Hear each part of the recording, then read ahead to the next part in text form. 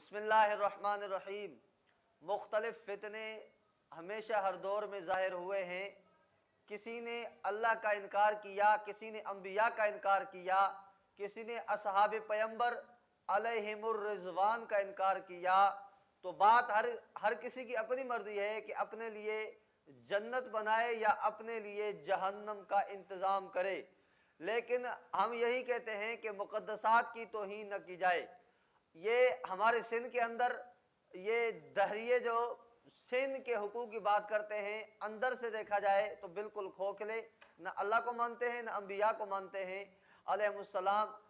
ان کامریٹوں میں سے ایک کامریٹ نے نعوذ باللہ الیاذ باللہ نقل کفر نباشت میں الفاظ وہ نقل نہیں کر رہا، لیکن اس نے ابھی تازہ گستاخی کر ڈالی۔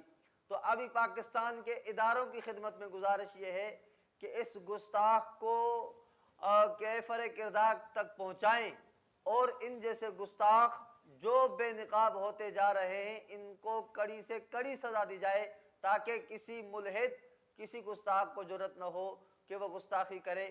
یہی پیغام اہل اسلام کے نام، اس کو زیادہ سے زیادہ شیئر کریں تاکہ اس گستاخ کو اپنے کردار کیفر کردار تک پہنچایا جائے۔